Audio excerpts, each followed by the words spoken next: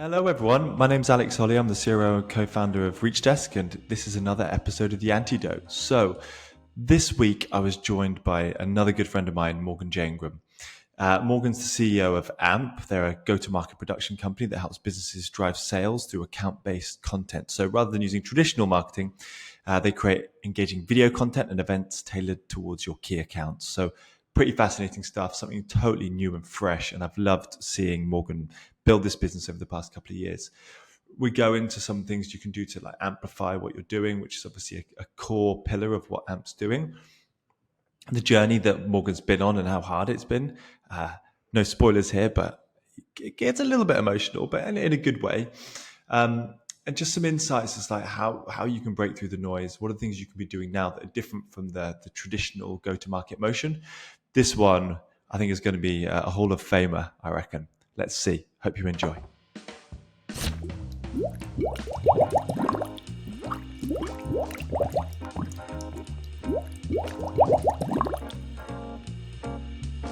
All right, Morgan. Well, nice to see you, mate. Welcome to The Antidote. What's been keeping you busy? So building AMP, my company, has kept me plenty busy, to say the least. And then also, I have a PS5, and there's been a lot of awesome games that have come out. Spider-Man 2, I've been killing it. I've been killing it in that game. So those are two things that keep me busy. Love that. Love that. I haven't had a PS5 for ages. I've been asking my wife if my 4-year-old son would want one for Christmas, but she keeps saying no. The side gift. Hey, that's smart. Oh, mate. Well, look, thanks for joining me today. Look, the first thing that I always ask everyone is, look, everyone out there has a big challenge that they're trying to solve. Yeah. We call this the poison. And what we want to do is give listeners an antidote. So there might be one, there might be two, but what's the big challenge or challenges you're on a mission to solve? So I have two. So I might switch it up from the other guests here. I got two. So let's go with the professional one. I'm looking to solve the pipeline problem in the GTM space. I have done a ton of work with top of the funnel and sales development, but I think it actually goes bigger than that. The traditional marketing and the traditional sales methods just aren't working. And I'm looking to show people how you can do this in an innovative way to get even more pipeline and more quality leads. I even actually just recently read the Pavilion study that just came out. And a lot of the stuff that we're looking to solve aligns directly with that. People are like, we want more high quality leads. We have to find new strategies to do that. And that's what I'm on the mission to do. Nice, man. Okay. I'm going to dig into that a little bit in a second, but you said there was another thing. What could that be? Yeah. So personal. So some of you might vouch for this, and you probably have seen this going wrong. And I know there's a lot of bad apples out there, especially in our space. I want to be able to build something with good, moral, upstanding conscience. I don't want to do things that are shady, underhanded tactics that just to get to the top. Like, that's just personally not me, and that's not what I stand for. I want to show people what it looks like to lead a group of people to the finish line and do it in the right way, from beginning to end. Oh, no, that's powerful. It's really hard to get right. I've been trying to do this since we started building ReachDesk. It's all about like transparency and making sure that people are aligned with the purpose and the vision and what you're trying to do. And mate, that's very cool. That's very cool. Well, I'm wishing you all the best on that one, man. That's not an easy one to pull off, but I know there's some businesses out there that have done it. Let's come into this, what you were talking about before with pipeline and not using traditional channels. What are you seeing that is working right now? What should people be thinking about when it comes to this? So at AMP, we work with our clients. We have a framework called the 3 A's: amplify, acquire, and advocate. So essentially, a lot of things when you're looking to go do something, it's not that you don't have it already there. You just need to make it look different or be better. So that's the first A, which is amplify. So we take what you're already doing and we just make it look better, right? This podcast we're on already, like 5 minutes in, this is different than any other podcast I've been on, right? So I'm more engaged, I'm more interactive, we have a better conversation, right? We also see as well within events, right? We've actually have started to do in-person activations, filming podcast shows like we're doing right now, but the people are there. This is gonna make you laugh. Think about all the people where they're like, oh, we should create better content. But you know what? Let's not do content at the event. that's where probably all your buyers are at, where you can probably have the most content. It doesn't make sense to me. So we're helping you amplify that. Then there's acquire. So everyone, when they do a marketing activity now, it's not just, oh, we're just doing marketing to get to do marketing. CROs involved, CFOs like, okay, there's got to be something, right? Especially with this market right now. So we're pinning things towards like, how does this attribute to pipeline, right? How does this advance the pipeline? More middle of the funnel content, essentially. And we're getting people inside of the productions that can help advance the pipeline, bringing them on the podcast, bringing them on the webinars. That's an example of that. And then advocate, because they had such a good experience in the buyer journey through your marketing, because you did it differently than everyone else, they now become advocates that will then have word of mouth so that you can get more pipeline on top of that. So when we think about that, those are the 3 A's. That could be, again, in-person activations, how you do virtual events, which we've done with clients, and then also influencer marketing, which I have a whole different take on that than other people right now. I actually think most people are doing it absolutely wrong, but we can dive more into that. But that's the different channels I look at. Interesting. So what you're focused a lot, it sounds like, is kind of that human connection. You're doing very visual, very human content, as opposed to like, are you suggesting people move away from digital and trying more human channels, or is it something else? I think digital could still be human. It's just the way you go about it. Most webinars that people sign up for are just absolutely boring. It's like basically an infomercial. They're not good. Like, y'all are gonna get mad, but like, if they're not good, they're just not. So they're like infomercials. You could still make a virtual event good and human.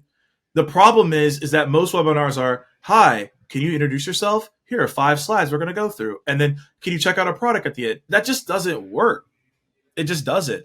And also, webinars are too long. I have a poll that's out there. It's got like 1,500 votes. And I asked people, how long would you actually stay during a webinar? Average answer was 30 to 45 minutes. 60 minutes, nobody wanted anything to do with it. But still, people will run hour webinars. And it's like, why would you do that? That's not what the market wants, but people still do it. And so, yeah, that's an example of that. The goal is to make things more human, because that's where we're at. And people will connect with more human marketing or human sales, but inevitably more human GTM. Nice. I'll come to the influencer marketing bit in a second, but so I love what you're saying here. Like you're essentially saying, don't do anything new. Just like, I love the amplify thing. Mm-hmm. Why don't people do that? And I suppose, where do they go wrong? So this comes to another piece that we've identified, is it comes down to 3 things, which is distribution, talent, and content. So most people, after an event or all of these things I just said, they don't think about what happens after the thing. So you do a webinar, how are you continuing the conversation? It just dies there. With sales follow-up, you probably get this, right? You go to a webinar and they say, hey, thanks for joining the webinar. You probably didn't even go. Then they ask you for a demo, and it's like, well, I don't even know what that means, and you're going to delete it. There has to be some type of distribution for marketing and sales after something happens to continue the conversation, and most people aren't thinking that way.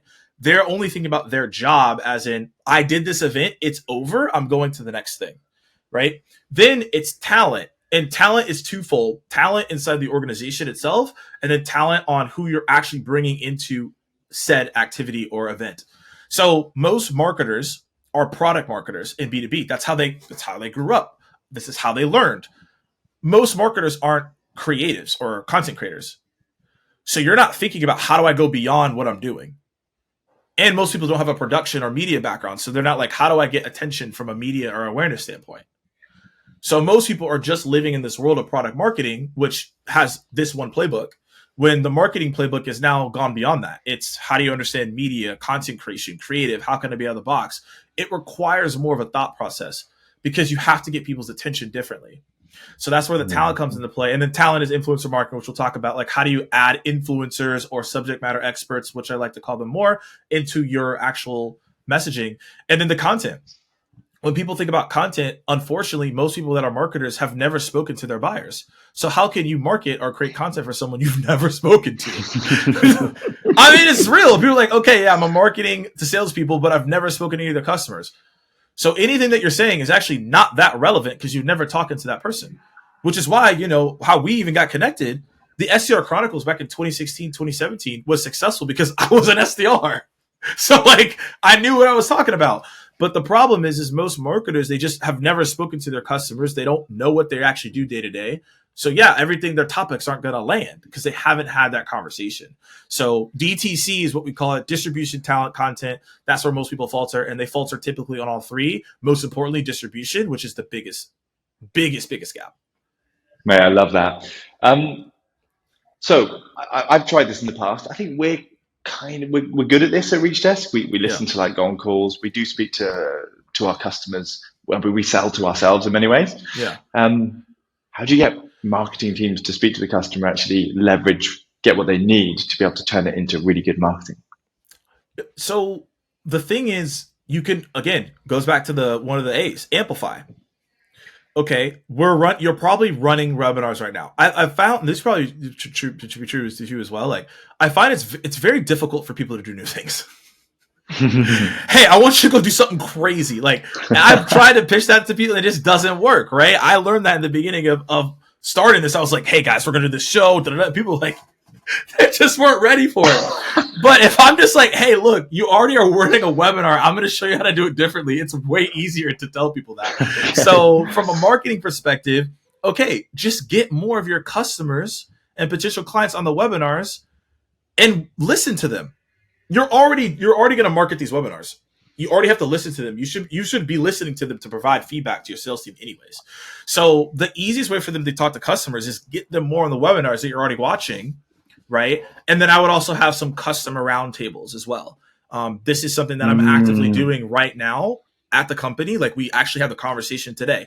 I'm having a roundtable with former clients and people that I know very well to the buyer persona we're going after. This is not a meeting to sell them, by the way. Don't do this. I'm literally saying we're not selling you. We just want transparent feedback on what we're building, if this is even correct. I would actually take it the next step. If I was a VP of marketing or CMO, I would hold quarterly meetings with my 5 to 7 clients, and I would show them what our content calendar is and say, does this resonate with you or not? Before we even do this campaign, does this even hit a pain point for you? Because if it doesn't, we need to get back to work. I highly doubt anyone does what I just said, but if I was a CMO, I'd be doing that every quarter easily, because then I know what we're actually talking about. Oh my God. Yeah. I mean, we've got our marketing offsite for next week. Yeah. Once we've got that content calendar plan, I'm taking it to our customers. That's such good advice. Immediately. Mate, let's talk about influencer marketing, because this has been a big thing for like B2C companies for ages, right? Past decade. It's been massive. I'm seeing it becoming more of a thing in B2B. You must have a point of view on this. I mean, you're actually not calling them influencers. What are you calling them again? Subject matter experts. Okay, so you're saying SMEs. How do you get this to work for B2B? Okay, so here's the biggest problem. You're a B2B marketer. You maybe haven't been a creator before, which is fine. Maybe you even saw the B2C campaigns. You're like, oh, that's cool. Let's do the same thing. So the obstacle becomes, you want to do the same thing as a B2C influencer and just say, hey, let's do a sponsored post. And I'm not calling one out because I've done the sponsored posts. So I'm not saying don't do them. I'm just telling you why this actually doesn't work after like doing them, because I wanted to see if it worked or not and prove this out before I told you, hey, you should consider it differently. You go do a sponsored post. Now, the thing is, that works really well in B2C, because guess what? They're selling toothpaste. Hey, I have this toothpaste. Go get it. That's an easy decision. All right, toothpaste is like $5. Like, if I want the toothpaste, I'm going to go buy the toothpaste, right? Hey, here's a pair of socks I just tried out. You should go check it out. That's really easy for someone to go buy a pair of socks.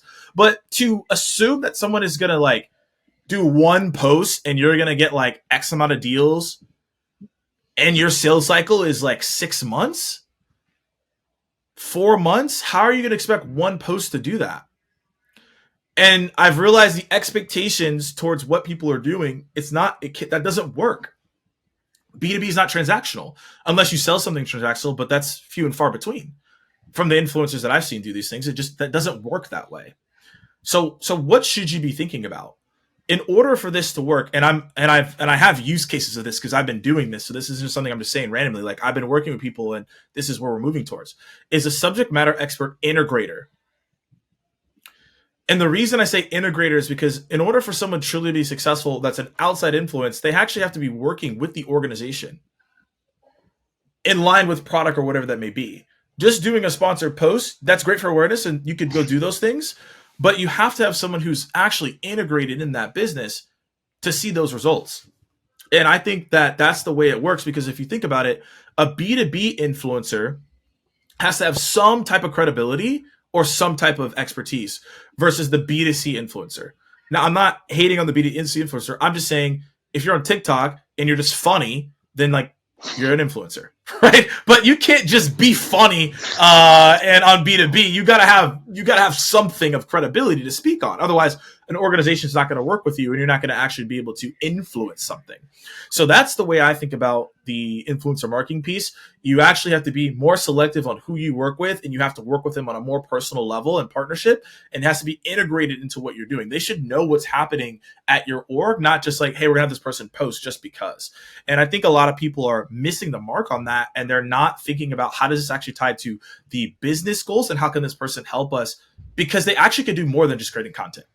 That's what I'm saying. Oh, I love that. So it's about integration. Yeah. Such good advice, man. All right. Well, look, let's move on to what I call the personal section, which can reveal a lot of things. But I think people want to get to know you a little bit. You're a very successful guy. I remember reading some of your SDL Chronicle stuff years and years ago, and you built up a big audience. You've been part of some amazing companies. You're now a CEO of your own business. You've been through a lot. So I suppose what did you have to do to get to where you are today? You know, I've been asking myself that a lot lately. It's a lot of sacrifice that people will never see. I think that's what sucks about it. Like, you have to be direct with people in ways that you don't want to. You don't want to be the bad guy, but you know kind of you see the writing on the wall. A lot of relationships have been very difficult because they don't understand what your drive is. And then, like I'll work really hard on something and then people will be like, why are you working so hard? And it's like, no, it's because it's like for you. I think that's actually like the hardest part, man. It makes me very emotional because like you put all the work in, not for just yourself, but for the other people around you, but they think it's in detriment of your own self when it actually is for them. And so then it's hard to explain that to people if they don't have that drive or they don't have that fire. Because I've just had it. It's just what I have. I can't really get rid of it. Maybe some days I think I wish I could, but then I can't. Like I just go. So I think the hardest thing for me has just been the sacrifice of relationships and the sacrifice of certain things. And then some people just don't understand that. And it leads to hard conversations because then people see you as just a person who doesn't care because you're working all the time. But it actually just has a way bigger picture than that. Yeah, man. I hear this a lot. I've been through it myself. I'm still going through it, I think. You spoke about drive there and like your motivation. And I think a lot of people have to have grit and determination. What is it that's motivating you and how do you keep going? It's two things. One is, I don't know if you've ever heard of this before. Have you heard of the anti-why? No, I haven't actually, no. Most people, when someone told me this, I thought they were lying and just trying to make something up. Like, are you just trying to go like, are you like villain Simon Sinek? Like what, like what is an anti-why? Like, are you just trying to be controversial for no reason? But when this person shared it with me, I was like, it's goosebumps. So people listening in, like maybe this could be your driver. It's mine. Like it makes you look at things differently. So the anti-why is what happens if you don't do anything? So this is like you're near your end of your life. And this is very dark, by the way, for context. Like this is very dark where I'm going to go. You have kids, but your kids absolutely hate you. They want nothing to do with you. They think you're a terrible dad or mom, and they think you're a deadbeat, and they want nothing to do with you. They don't even acknowledge that you're your parent. Whoever you married, wife or husband, absolutely despises you. They're only with you because of maybe success you've had or whatever it is, or they're just with you because they felt like it's complacency, but they absolutely hate you and despise you. They want nothing to do with you. You have no love there. Everyone that is in your family basically is like, yeah, you didn't really live up to your potential. And then as you die, the person that you were supposed to become shakes your hand and you pass away. So wow, that's profound. If you think about that every single day, it's very difficult to not go and work hard. I don't want that reality. I want the opposite of what I just said. So I think about that every single day because I don't want to see someone that I was supposed to be when I could just go be that person. And I'm not to say that I'm perfect and like every day I wake up like I'm ready to work, like and work out. Like some days I'm like, this is not it, bro. Like, I just want to go back and like go chill, or like maybe I should go be a pro gamer again. Like some days I'm like, just I don't want to do it. I'm gonna be super real. I guess I don't. And I think that's also the hard thing about social is that like you can see things that I've done or others and you're like, oh, he's always on. Like, dude, some days I'm just not. Like I just don't feel it. Like I don't really want to do anything. I'm gonna be super transparent. But I know I have to. It is my feelings are my feelings, but I have to move on. So that's like number one. Number two is I just think about how can I maximize the gifts that I've been given to make sure that I don't disappoint my parents. My parents sacrificed a lot to put us through private school to get us an education. And they took a lot of time to not do what they wanted to do to put us in the right spot. They could have, they would have saved a lot of money not putting us in private school. Let's put it that way. They could have been like doing other cool stuff, but they didn't do that. So for me, it's like I feel indebted to use that information, to use the scenario that they put us in to go be successful. And I feel like if I didn't do that, that would be remiss, and I would be completely dismissing the legacy that they were trying to build by. I'm the youngest of three brothers. For the three of us to go out and do what we do. And we've been put in really good spots to be successful. So I think about that every single day. Like, I can't just like dismiss the mission that they put us on, because then again, that would be disrespectful. Wow, mate, that is huge. It's testament to who you are. And it makes sense now to me. I've known you for a while. I've never really known what's really driving you, but yeah, both of those two things in combination have created you to be a force to be reckoned with. But you also seem quite happy as well in life.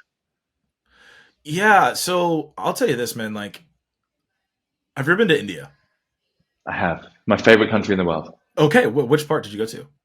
I went all the way from Mumbai down the west coast to the very bottom. Okay. I've never been to Mumbai. I was in Chennai. So okay. I don't think I've told you this, but so India was the first country I've ever been to. Wow. Yeah. So when I joined John, I had only been to like 2 or 3 states, like Florida, Georgia, and like Tennessee. And Alabama. That's it. Only Southeast. So when I joined, he was like, hey, it was like 3 months in. He's like, you want to go to India? And I was like, what? Okay. Like, I guess I'll go get my passport. Like, how do I get there? So that is that's a different podcast for its own thing on how I even got there. But I got there, had to go to the consulate, the whole entire crazy story. Like I almost didn't get to go. And I went there, man. And it was like, there's homeless dogs in the street. Like there are no skylines in India, right? It's not like New York, right? It's not like Atlanta. It's people are doing the best they can with what they got. And every place I went into, it was bowed towards me, which was super odd. I got used to it about 3 days in, but that was odd. But I saw how people lived, and it made me just realize, like, why am I even complaining? When I got in social, right, it's just you always are playing a comparison game no matter what. You log on social, someone's like, I started my business 2 weeks ago, and I have a bajillion in pipeline. You're like, yeah, I don't have a bajillion in pipeline. Like, how are you doing that? Like, what the heck? Right? And then you like go online. It's like, I'm 18, and I just had a $50 million exit. And like, bro, like, I was just barely understanding how to put Legos together. How did you get a $50 million exit? So, like, it's just so hard. And, like, it stresses me out sometimes because I'm like, I think I'm doing pretty well. Like, I think I've done what I needed to do, but homie over here can barely drive and he's already a bajillionaire. So it's hard. And so when I went to India, it just gave me perspective to be like, man, like, no, life is good. Like, I shouldn't really be that stressed about stuff. Like, I can, at any point in time, I can go anywhere in the world and like, there's no restrictions for me. I'm healthy. Like, there's nothing wrong, right? I have the money to go do whatever I really want at any point in time. Most people in the world can't say that. Like, hey, at any time, I can go pick a trip and leave and go be here and be fine. And communicate, and I can see and I can feel everything. It's just most people can't say that. So for me, I just have a sense of overall gratitude that I'm alive. I can see, I can sense, I have skills, I can do things. And yeah, times are stressful with the company. I get that and like other things, but like, I don't really have too much to be upset about because I have people that are in my life that are great and they're very helpful and they're supportive, and that's all you can really ask for. And that's what I saw in India. They didn't have a whole lot, but they had that. And that's really the core of it, of everything that we do and what we grind for. Those things are important, but the core of those relationships, I was blown away, man. So once I went to India, everything changed. And then, interesting enough, I don't know if you've noticed this, every time I visited another country, I felt different, but in a good way. Like I felt like more happy about life and fulfilled and just enjoying every moment because I saw these different cultures and I got more immersed. Yeah, I totally agree. It's the immersion, but it's also the perspective. I remember going to India and I offered this guy twice the amount that he quoted me for a taxi. Yeah. And he said, no, you give me the amount of money that we agreed. I don't have much money in my life, but I don't need money. And I'm also so happy. I remember thinking, I wish I could live like that. And it's made a big impression on me too. So looking back on your career then, would there be anything that you would have done differently to get to where you are today? This is always an interesting question because like I am where I am because I did what I did. So inherently I wouldn't change it because if I changed it, then would it be better or worse? Who knows? Right. And it's always harder to look at things that way. So I don't think I would have done anything really different.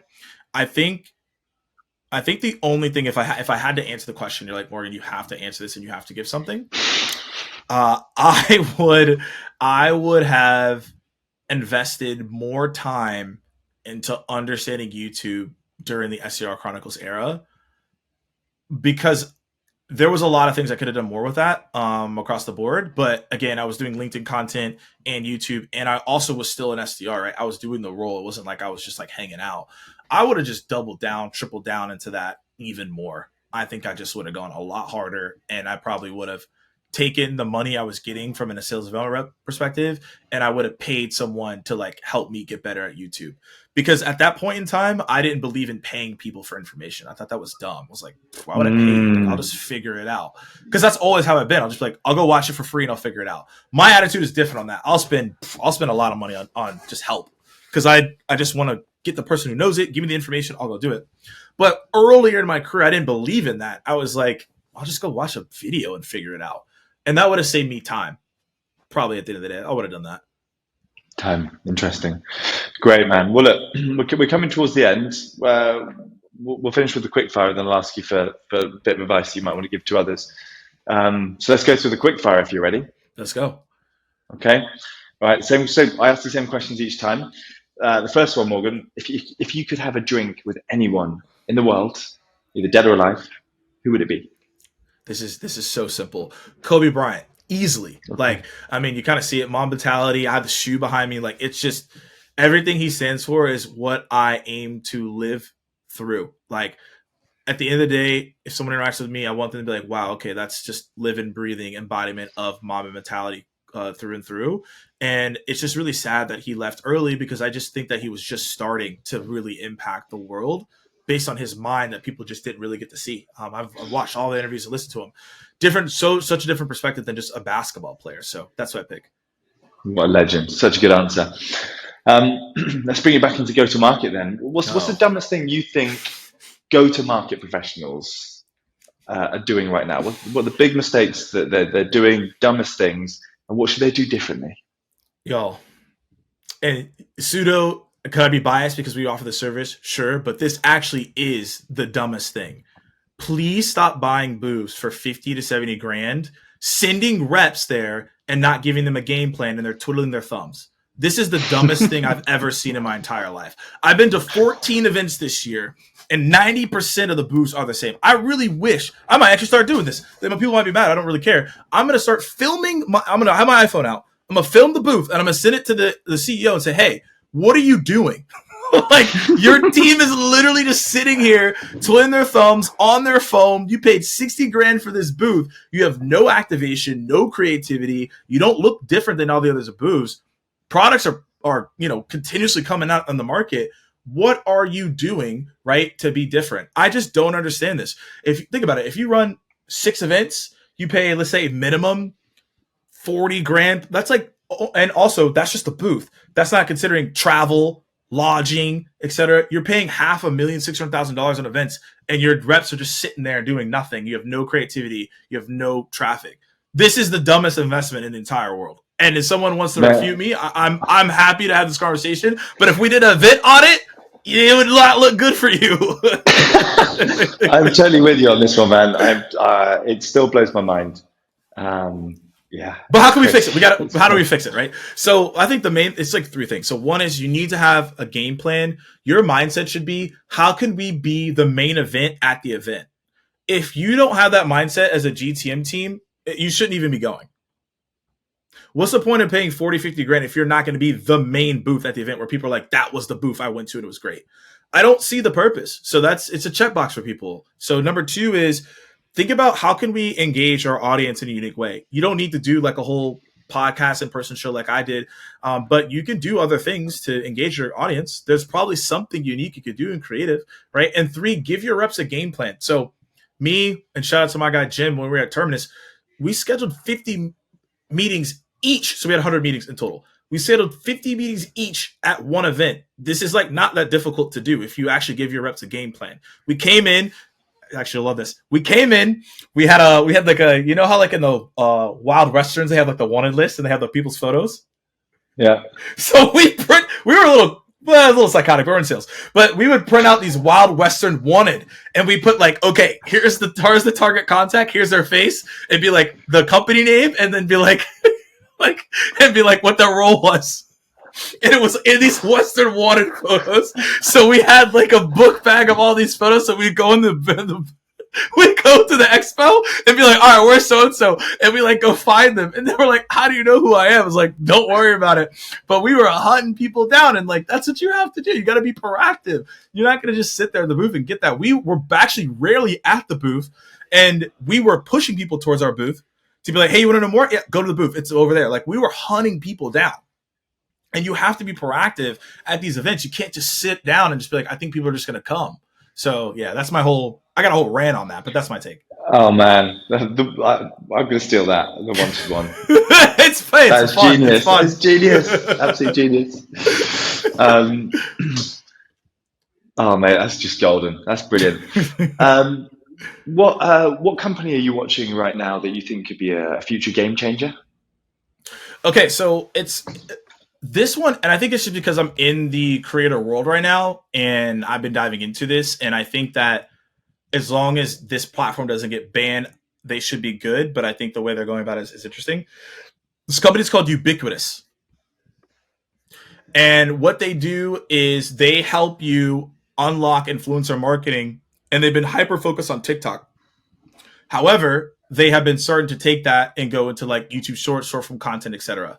I think it's interesting because they have all this crazy back-end data, all these algorithms on how to actually run these campaigns successfully, and then leveraging talent in there and the brands to be successful. So as I look at the creator space, I'm like, that's really interesting, because most people, they'll just say, okay, this person's talented, do your own thing, etc. No, they have like full on like data algorithms, like frameworks on how to run it. Like, it's pretty wild unless I was checking it out. So because I'm in the creator space, I was looking at like who's doing what, and they, to me, have stood out to be like the people trying to lead that charge. It's been interesting. Wow, that's very cool. I can tell you're big on the influence side of things. Maybe let's go back to your time as an SDR, because I think we'll probably have loads of BDR managers, SDR managers, SDRs themselves listening to this. What do you think is the biggest mistake you made when you were going outbound, when you were an SDR back in the day? Oh, man. Yeah, I think it's something I mentioned earlier. I didn't talk to customer success soon enough. I thought that I just knew how to reach out to people because I would listen. See, this is the mistake that people make. I would listen to the sales podcast back in that day and be like, okay, I got it. I got the techniques. I have the frameworks. I can just do it. That's a problem, because like the missing piece is the person I'm talking to, the customer, to figure out what they actually care about. So I didn't really dive into that until about month 7. And that's when I started seeing like crazy success in the role. And I wish I would have just done that sooner. Like day one, I would have been like, all right, cool. Can you hand me all? And there wasn't, think about it. There wasn't Gong back then. there wasn't like, there wasn't core. There was no call recording. Right. So like you had to actually be on the calls. Right. So I would have been like, I would have gone to the director of customer success or whoever and be like, hey, get me on calls. Who do I need to talk to? What are our use cases? Tell me why people are buying. I would have spent way more time doing that than understanding the actual techniques of those pieces. I think you actually would have a more successful rep that just understands the customer without knowing the techniques than just like knowing the techniques. Wow. Mate, that's such good advice. I see this all the time. Yeah, we do have tools like Gong and stuff where you can listen back to stuff, but even then, it's not an interaction. You have to, like, if you can ask them, hey, do you mind if I ask you a quick question? Right. I encourage this all the time. Speak to the customer, like get in their shoes and walk a mile in them. If you can do that, then your job would be so much easier. Yep. Love it, man. Well, we're nearly at the end. Before you go, if you could, in one sentence, share some advice with other go-to-market professionals on perhaps who are trying to break through the noise, like what would you tell them? One sentence? I would say this. Think about everything as an experiment. So you want to start there. Start with experiments to prove out a crazy idea that you have, and then expand on that experiment to make it the main thing. Love that. Man, that's gold. Morgan, you've been an absolute hero. Thank you so much for joining me today. Where can people find you and your company? Like, how do people follow you? Yeah, so Morgan J Ingram on LinkedIn. Check me out there. In terms of the company, it's AMP. So if you just type AMP, we're there on the company page of LinkedIn. So check us out there. And then also YouTube. I'm on YouTube, Morgan J Ingram. I'm saying, hey, I made the mistake, but you also can recover and come back. So I'm actually gonna get back into YouTube. It's been a ton of fun doing that. So go check out the videos there. Right. Morgan, thank you for joining me on the Antidote. This has been an absolute pleasure. I think this one's going to make it into the Hall of Fame from day one. I'm telling you now. Hey, don't just say that. He's only saying that because I'm here, guys. He's lying. Mate, but thank you for joining me. Thank you for giving up your valuable time. And for everyone listening, you can check us on next episode of the Antidote next week. Cheers, everybody.